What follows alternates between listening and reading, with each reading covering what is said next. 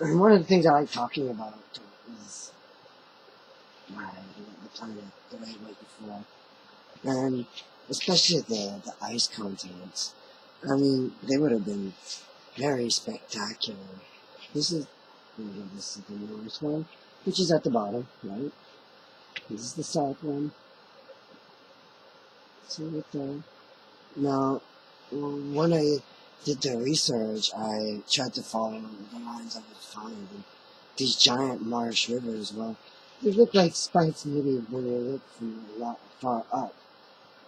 But in reality, when you get closer, they're all winding and attached to lakes, and it's more what it looks like.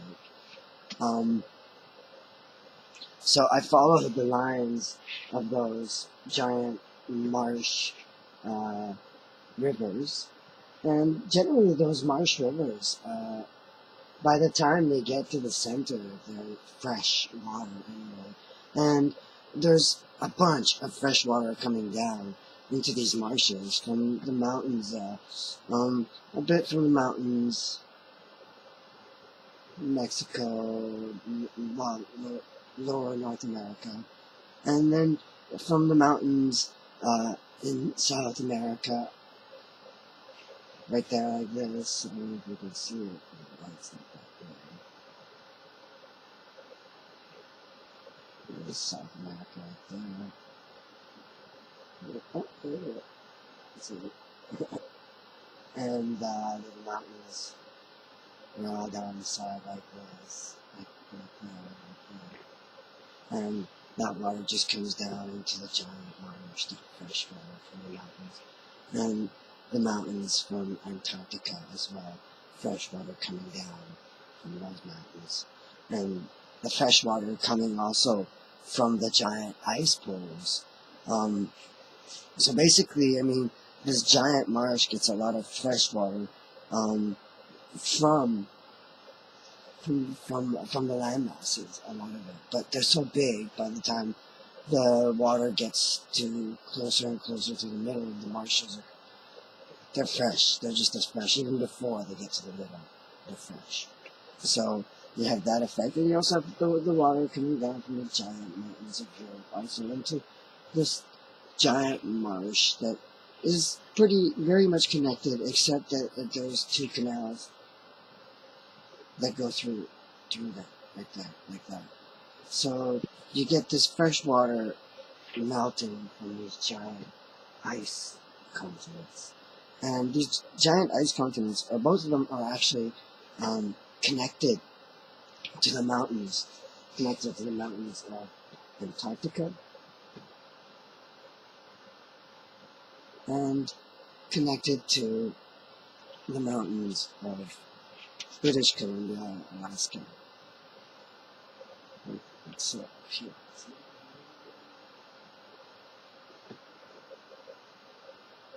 Okay.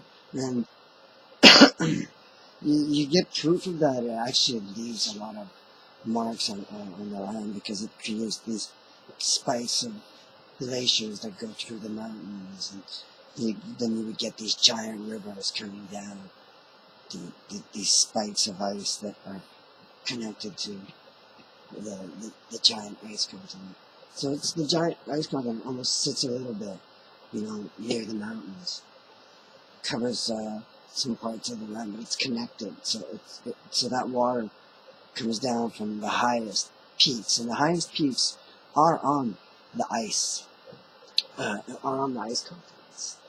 Generally, that's where you get the highest peaks in the world. So you get those giant peaks and the water coming down into the mountains. Through the mountains, they go into the continent or go into the marshes, and usually the ones where it's connected to the frozen marshes or just the marshes in general. Those areas, I call them ice marshes and moderate marshes. Well, those areas, they tend to have actually a lot of freshwater waterfalls coming down, right from the poles into the the marshes, the ice marshes, and the moderate marshes.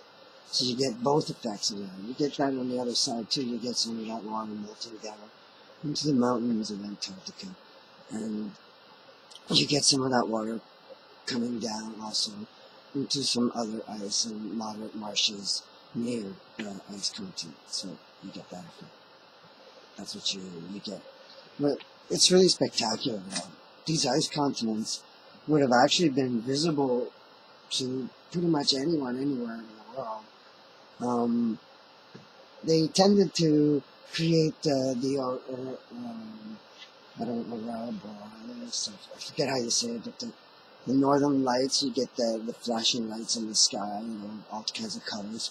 Well, the thing is that you used to get that, but on the ice continents, it's just an ice continent, so there's ice peaks and ice and ice and ice. So you get a lot more reflection, and you also get more elevation in that area, right? The spikes of ice go up very, very high. I mean, they just keep building because when rain falls, it becomes ice right away. Because the rain falls is sometimes in those areas, not a lot, but in some areas a little more. Less in the interior completely. When you go right in the center of it, you get plateaus and you get some flat areas where there'll just be like a giant ice rink with giant winds. That's where all the winds keep gathering all the time. They keep gathering all the storms right in the center of these giant ice continents. So you get these giant storms right in the middle, but generally you don't get any storms anywhere on the planet with that. It kind of protects it, and you have it on both sides.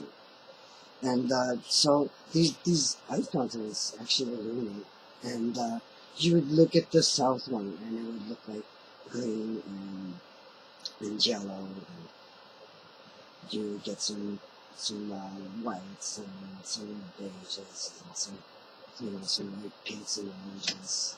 And then you would look at the other one, and you would get lights from the other one, and you would get light blues and whites again, and then you get light purple.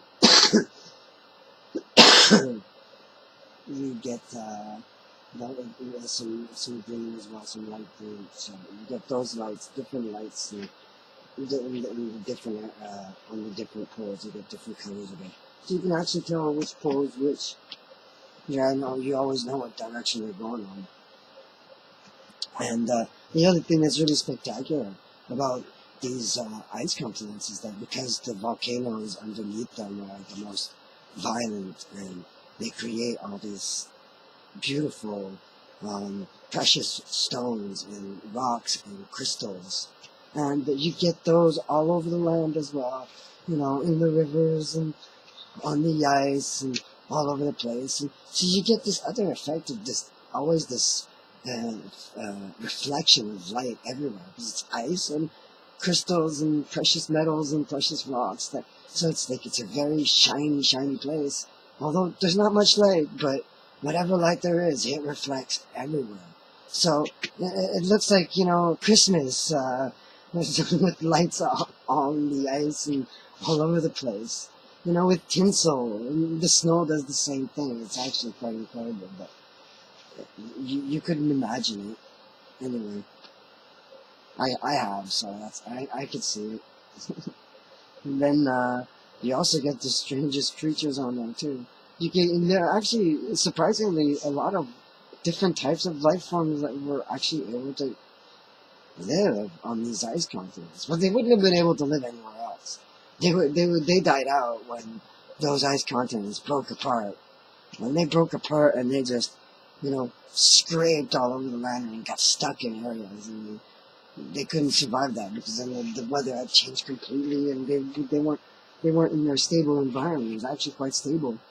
The temperatures, in the center, they always stay really, really cold. As you go out to the outside of the ice continents, further out, well, then you get, more. You get warmer temperatures. You get more seasonal temperatures.